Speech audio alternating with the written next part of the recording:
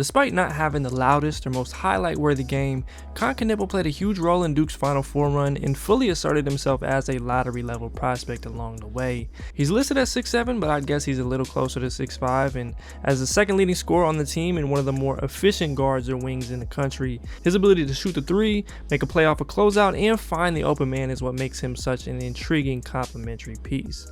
Now, questions about his athleticism and how that impacts his defense, along with how much he can actually give you as a self-creator, will determine a lot for him, but he's got the game of an expected contributor and one that could overachieve in the future.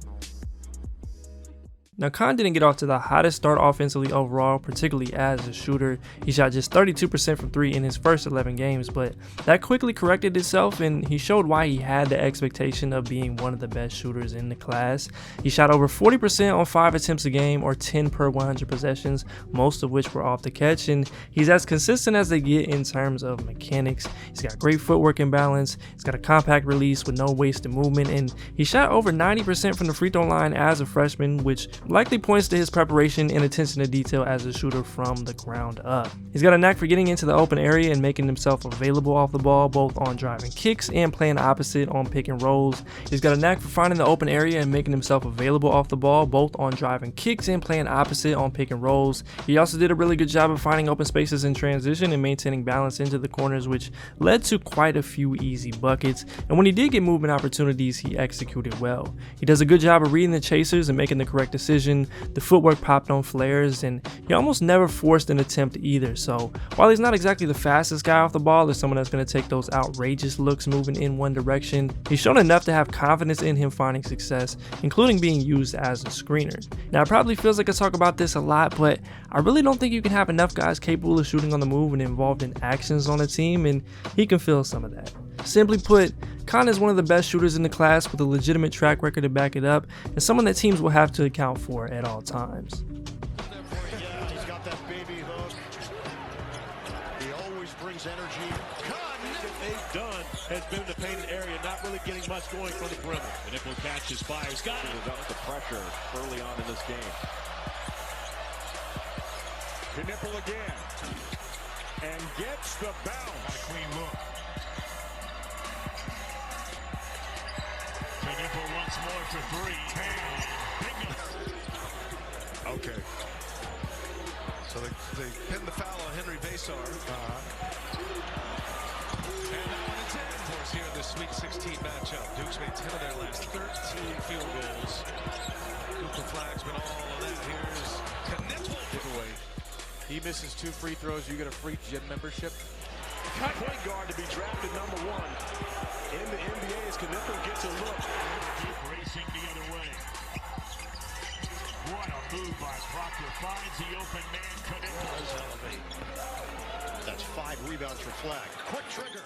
There aren't too many prospects who have made as significant improvements as a finisher during the season as Kon did.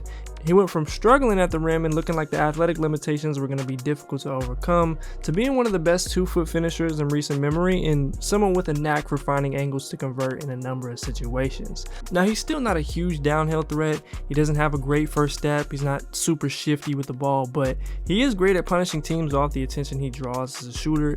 He can give you a straight line drive off a closeout or teams in rotation.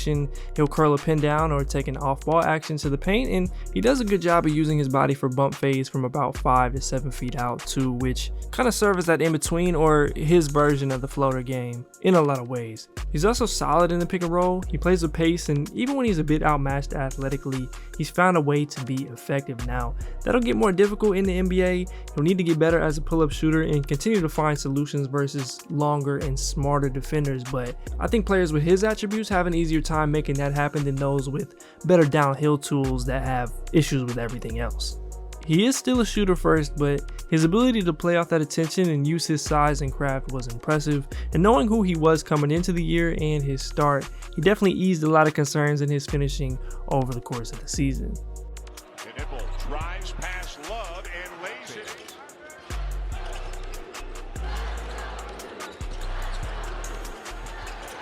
A veteran, more physically imposing player. Knueppel drives, lefty, nice little outright regular season ACC and tournament championships since 2000. Be aggressive to have success here on the road. Right, if it's going to happen from Penn and they're going to come back, their guards are going to lead a Knueppel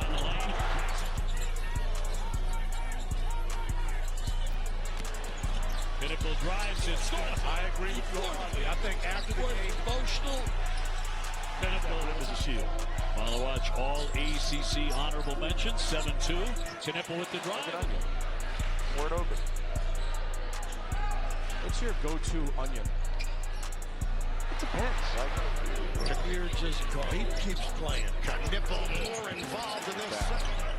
And it's not like Kentucky's been turning the ball over like crazy, but Duke's got 9 points off turnovers, 0 for Kentucky. The second postseason, and there's nothing like what it takes with short prep to figure out who you are in a postseason situation, win or go home situation. Now, the last piece that makes Kon an impressive and projectable positive offensive player is his playmaking and overall feel for the game.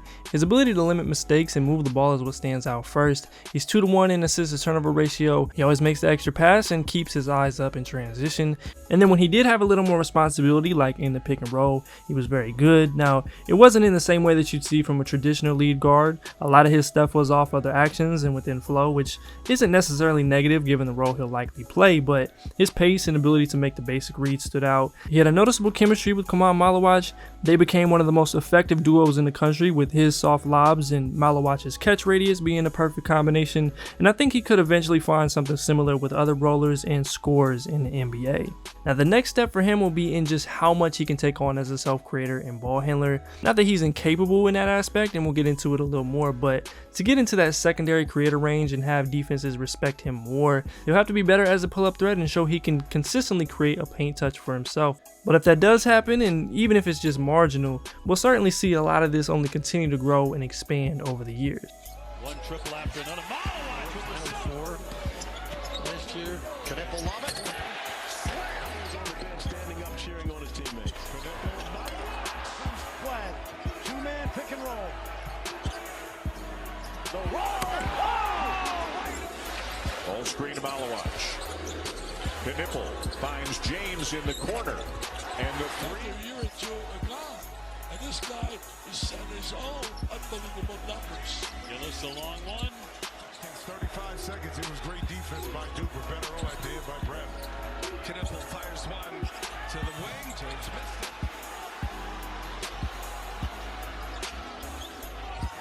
Flag. This sort of defensive intensity that North Carolina has had and needs to maintain. Knueppel, nice look. James. They had a hard-fought win yesterday against Virginia. Knueppel again. 3 more quad one opportunities. Auburn, I believe, would have 8 more. Just the strength of schedule. Look at it. Great left hand. Turned away that time, though. Knueppel drives. Leaves it for James.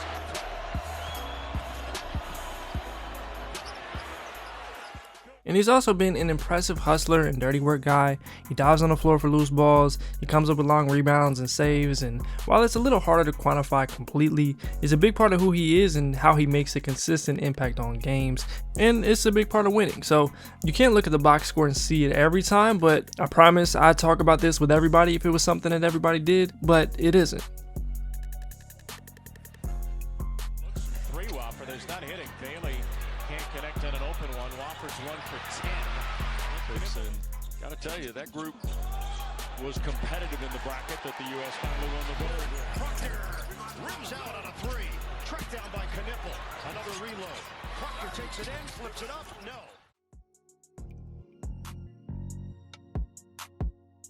A spot that'll dictate a lot of his NBA outcome is where he goes as a pull-up shooter and the volume of creation that he can handle. This has been a bit of a hang-up for me because Duke was a great team and naturally he played his role, but he also has a history of doing just a bit more, and those moments that we saw from him when flag went down or flashes when flag was out of the game might be indicative of a little more. But to the point here, the limits in his burst as a separator off the bounce and in his handle could hold him back from being more than a complimentary piece. He shot less than 60 shots off the dribble on the year. He was just 3 for 21 on pull-up threes, and he's a bit limited in his counters as a ball handler. So who he was this season just isn't someone that you'd have a ton of confidence in going out there and creating a ton for himself, or being someone you say go get a bucket to.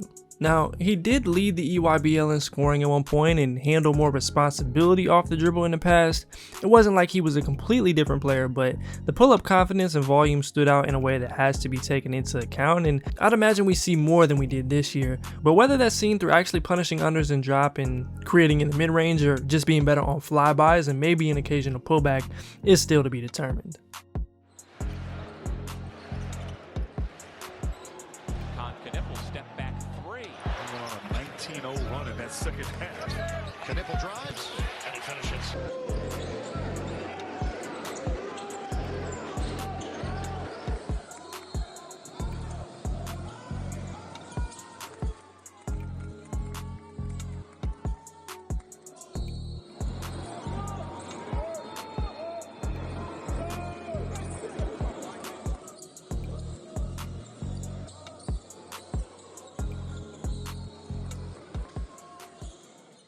Kon's defense is as interesting to talk about as any other highly regarded prospect because his lack of tools will inevitably limit him, and he's not active as a playmaker, but the way he competes and limits mistakes does keep him from having a bleak outlook to me. His athleticism is ultimately going to be a limiting factor, and many of his potential issues come from defending one-on-one and on the perimeter.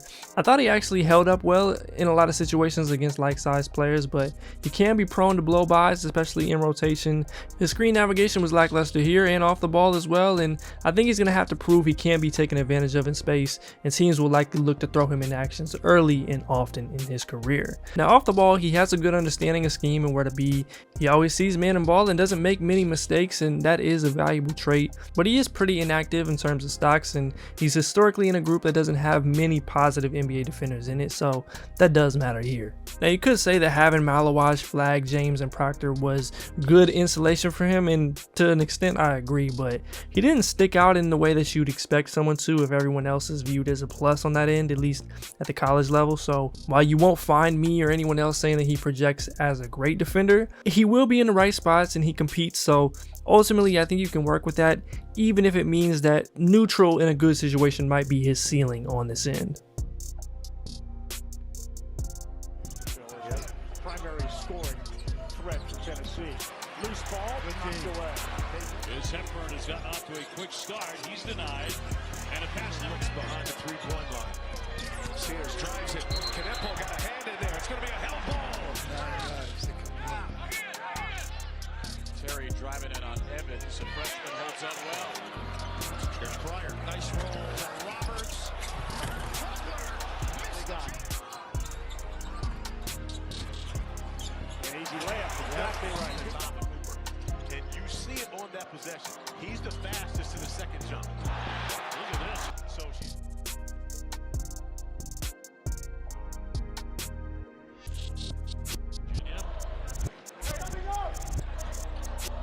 in the corner, Rhodey. Now with Kon, there's not really much else to poke at. It's the athletic tools first, the individual defense in space, and just where he goes as a pull-up shooter and ball handler. But other than that, it was pretty difficult to find anywhere else I'd say is a pressing issue or really stood out in a significant way. Handling the athleticism and length in the NBA is still going to be an adjustment for him at the rim, and those tools still matter, but I do think he's one of those guys who has enough to compensate in a real way. So that's where he's at in terms of improvement areas.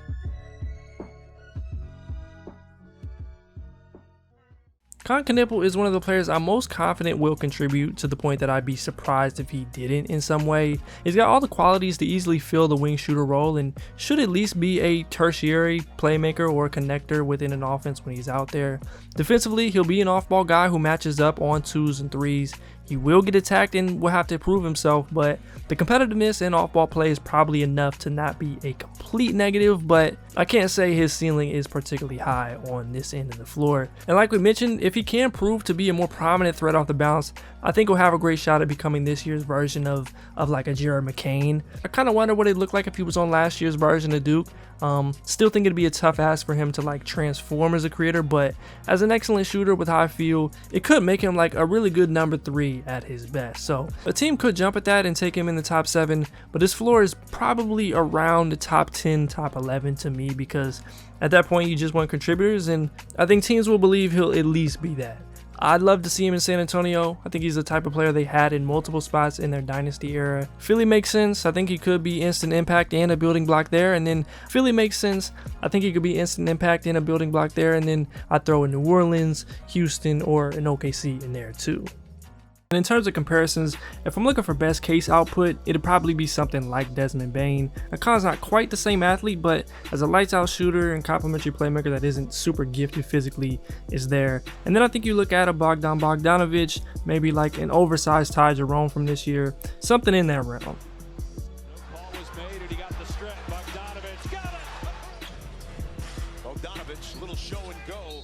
Boy, that is Jerome stomps, fires, got it. Can score with the best of them, but how about defensively and the size?